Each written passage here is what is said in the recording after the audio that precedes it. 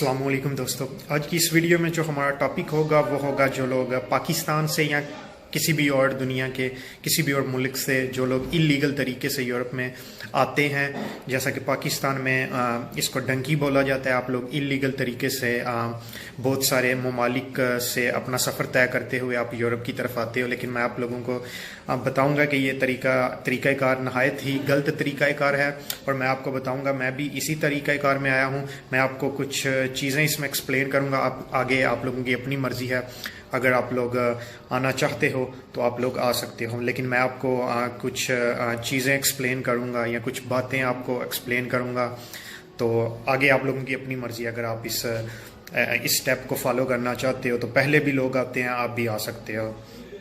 ये जो डंकी का तरीक़ाकार है वो इस तरह होता है कि आप किसी भी एजेंट को, जैसा कि पाकिस्तान में आप जेंट बोलते हो, आप उसको पैसे देते हो कि आप यूनान में जाना चाहते हो या आप जर्मनी, इटली, स्पेन, आप कहीं पे जाना चाहते हो। वो आपको अगर यूनान के फॉर एग्जांपल आपको 6 लाख रुपए आपसे मांगता है, ठीक है, आप उसको 6 लाख आप उसको पेमेंट कर दोगे। लेकिन ये बात आप याद रखिएगा, जो आपका एजेंट होता है वो डंकी में आपके साथ नहीं होगा। जो आपका ये इलीगल सफ़र होता है उसमें आपके साथ बिल्कुल नहीं होता। उसने करना क्या होता है, जो आपका एजेंट होता है उसका तरीक़ेकार क्या होता है, वो जो आप 6 लाख उसको दोगे उसमें से वो अपना 1 लाख या 2 लाख अपने पास रख लेगा। आगे वो जो 4 लाख की पेमेंट होगी वो किसी और बंदे को कर देगा। ये पेमेंट जो 6 लाख की होगी ये एक बंदा खाने वाला नहीं होगा। जो बंदे आपको ईरान तक पहुँचाएंगे वो लोग अपनी ईरान तक की पेमेंट इसमें से लेंगे। जो लोग आपको आगे तुर्की में ट्रांसफ़र करेंगे वो अपनी पेमेंट लेंगे, और जो लोग आपको यूनान में ट्रांसफ़र करेंगे वो अपनी पेमेंट लेंगे। तो आपका जो एजेंट होता है वो इस डंकी में आपके साथ नहीं होता। इस डंकी में बहुत से लोग पैसे खाने वाले होते हैं। तो उसका तरीक़ेकार ये होता है कि आपको पाकिस्तान में जैसे बताया जाता है कि ये होगा, आपको थोड़ा सा ट्रैवल करना पड़ेगा, आपके लिए वहाँ पे टैक्सी की गेम होगी। ये सारी सिर्फ बातें होती हैं। मैं खुद 2015 में इसी डंकी के ज़रिए आया हूँ। मैं भी कहता हूँ ये तरीक़ाकार बिल्कुल गलत है। अल्लाह के करम से यहाँ अल्लाह का शुक्र है कि मैं पहुँच चुका हूँ, लेकिन मुझे पता है कि मैं कितनी प्रॉब्लम जो है वो फेस करके यहाँ पहुँचा हूँ, या मुझे पता है कि सफ़र में कितनी ज़िल्लत या हवारी होती है, मुझे पता है, ठीक है। तो मैं भी कहता हूँ मैं पहुँच आया हूँ बेशक, लेकिन मैं भी इस बात का इकरार करता हूँ कि ये तरीक़ाकार नहायत ही गलत तरीक़ाकार है। आपको इस डंकी में ये चीज़ फॉलो करनी चाहिए कि जो लोग अगर लोग इस डंकी में हरीयत से पहुंच जाते हैं, आप लोगों को उन लोगों को फॉलो नहीं करना चाहिए। आपको उन 10 लोगों को भी फॉलो करना चाहिए जो इस डंकी में अपनी जान को खो देते हैं, या उनके साथ कोई ऐसा बुरा वाक़या या उनकी जान के साथ कोई बुरा वाक़या पेश आता है। तो आप लोगों को उन 10 लोगों से सबक सीखना चाहिए, ना कि उन 1000 लोगों से जो हरीयत से पहुंच जाते हैं। इस डंकी में अगर आप क्वेटा से आपकी डंकी स्टार्ट होती है, ईरान से स्टार्ट होती है, आप लोगों को इस डंकी का ये पहला स्टेप होता है कि आप क्वेटा से डंकी स्टार्ट कर रहे हो। आपको पहाड़ियों पे ये लोग पैदल आपकी डंकी को स्टार्ट करवाएंगे, या अगर आप किसी जगह आप हरीयत से पहुंच जाते हो तो वहाँ पे आपको एक सेफ में, यानी एक कमरे में या एक रहाइश पे रखा जाता है। फिर आपकी पीछे से आप लोगों की जो है पेमेंट क्लियर करवाई जाती है, ठीक है। बाज़-औक़ात कुछ लोगों को जब किसी सेफ में या किसी जगह पे रखा जाता है तो उन लोगों का ख्याल होता है कि आगे हालात बहुत ख़राब हैं, इसलिए हमारी वो जो सफ़र है आगे वो हमारा स्टार्ट नहीं करवा रहे। सम टाइम ये होता है कि आपके जो एजेंट्स होते हैं वो इन लोगों को पेमेंट ही नहीं करते। फॉर एग्ज़ाम्पल अगर कोई आपको ईरान तक पहुँचाने का 2 लाख मांग रहा है, आपका एजेंट शायद इसको 1 लाख दे रहा हो आपसे, चाहे उसने 6 लाख लिया हो, लेकिन आप लोगों की ये आगे पेमेंट भी ठीक तरह नहीं करते, जिसकी वजह से आप लोगों को बाज़-औक़ात 20-20, 30-30 दिन एक ही सेफ पे यानी एक ही रहाइश पे रहना पड़ता है। तो इस डंकी में बहुत से लोग अपनी जान भी खो देते हैं। जैसा कि आप शाम के सफ़र में रात को आपको ये कोई पहाड़ी वगैरह क्रॉस करवा रहे हैं, तो अगर 4-5 लोग पीछे रह जाते हैं तो ये डंकी स्टार्ट करवाने से पहले ही आपको बताएंगे कि जो लोग पीछे रह गए वो रह गए, क्योंकि इन लोगों को आपकी कोई फ़िक्र नहीं होती। अगर 100 लोग उस सफ़र में शाम को पहाड़ी क्रॉस कर रहे हैं तो इन लोगों को उन 90 या 95 लोगों की फ़िक्र होगी जो आगे जाएंगे। जो नहीं जाएगा इन लोगों को कोई फ़िक्र नहीं, क्योंकि इनको 95 लोगों के तो पैसे मिलेंगे ना। तो ये 95 लोगों की वजह से दूसरे 5 लोगों की हिफाजत नहीं करेंगे, या उन 5 लोगों की वजह से खुद वहाँ पे किसी चेक پوسٹ پہ اپنے آپ کو پکڑوانے کی کوشش نہیں کریں گے. تو یہ اس کا گھٹیا سا طریقہ کار ہوتا ہے کہ اس میں جو لوگ پیچھے رہ جاتے ہیں یا جو لوگ تھک جاتے ہیں یا جو لوگ اپنی جان کو کھو دیتے ہیں, کوئی ان کو پیچھے اٹھاتا نہیں ہے. نہایت ہی گھٹیا طریقہ کار ہے. آپ لوگ اس بات کو ذہن میں رکھیں کہ جیسا کہ 2014 یا 15 میں جو لوگ اس ڈنکی میں آتے تھے وہ ڈنکی پھر بھی آسان تھی, کیونکہ ان دنوں میں جیسا کہ جرمنی, فرانس یا اٹلی یا اور جو یورپ کی کنٹریز ہیں, ان لوگوں نے اسپیشلی مہاجرین کے لیے یعنی ریفیوجیز کے لیے راستے اوپن کروائے ہوئے تھے, جیسا کہ اسپیشلی سیریا کے ریفیوجیز کے لیے, کیونکہ وہاں پہ دہشت گردی تھی, تو انہوں نے خود ان کا ویلکم کیا ہوا تھا. ٹھیک ہے. اس کے بعد افغانستان میں جو کابل میں حالات تھے اس کی وجہ سے بھی ان لوگوں نے ان کا ویلکم کیا ہوا تھا. تو جو لوگ پاکستان سے یا انڈیا سے آتے ہیں وہ چیز اپنے دماغ میں اچھی طرح ڈال لیں کہ آپ لوگوں کا یہ ویلکم نہیں کرتے, چاہے آپ لیگل طریقے سے آؤ چاہے آپ انلیگل طریقے سے آؤ. آپ کا چاہے یہاں پہ اسائلم کا کیس سٹرانگ ہے, کل کو پاس بھی ہو جاتا ہے, آپ اپنے مائنڈ میں یہ بات رکھو کہ آپ ریفیوجی نہیں ہو. جس طرح ریفیوجیز کی لسٹ میں آپ لوگوں کو آنا چاہیے نا, آپ اس طرح نہیں آتے. بے شک کچھ چند لوگوں کو بے شک پیپر مل جاتے ہیں. یہ یہاں پہ یورپ میں جو اصل صحیح ریفیوجیز جن کو یہ مانتے ہیں وہ سیریا سے ہیں, یا کابل سے جو افغانستان سے آئے تھے, یا بھی صومالیہ افریقہ سے آتے ہیں, الٹیریا سے آتے ہیں.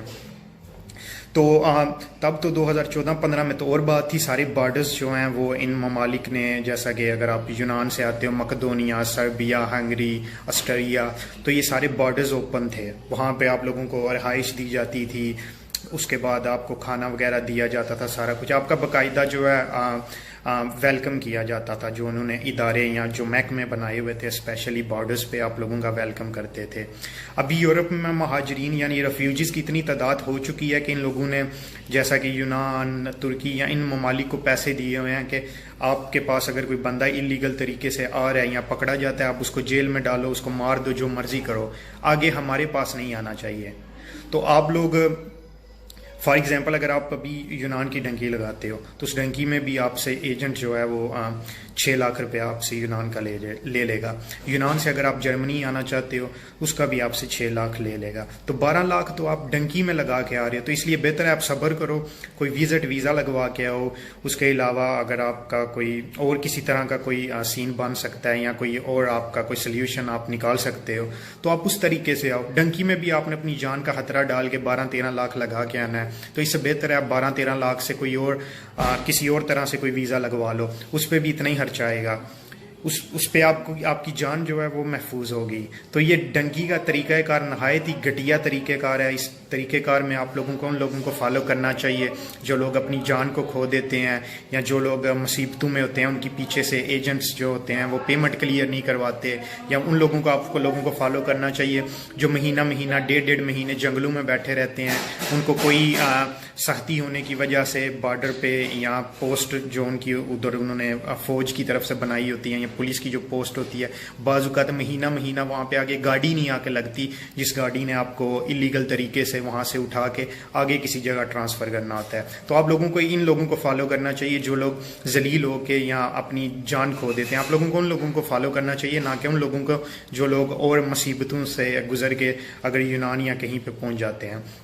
اگر ابھی آپ یونان میں آ بھی جاتے ہو, فار ایگزامپل آپ نے جرمنی آنا ہے یا آپ نے اسپین آنا ہے, اٹلی آنا ہے, فرانس آنا ہے, آپ یونان میں آ گئے 6-7 لاکھ دے گے, آپ جرمنی میں بھی کیسے آؤ گے؟ آپ مقدونیہ سے جو یہ انلیگل ڈنکی ہے وہ آپ لگا ہی نہیں سکتے. سربیا آپ نہیں پہنچو گے, ہنگری آپ نہیں پہنچو گے, اس کے علاوہ آپ آسٹریا نہیں پہنچو گے, کیونکہ یہ تو سارے بارڈرز بند ہو گئے ہیں. اگر آپ یہاں پہ آؤ گے ہنگری یا سربیا میں, ہنگری اور سربیا میں 2-3 سال سے ابھی لوگ وہاں پھنسے ہوئے ہیں, وہ نہیں آگے آپ آ رہے. تو آپ لوگ پاکستان سے, ترکی سے, یا اگر آپ یونان بیٹھے ہوئے تو آپ لوگ کیسے آؤ گے؟ اس کا طریقہ کار یہ کہ آپ کوئی ویزا لگواؤ یا آپ صحیح لیگل طریقے سے آؤ.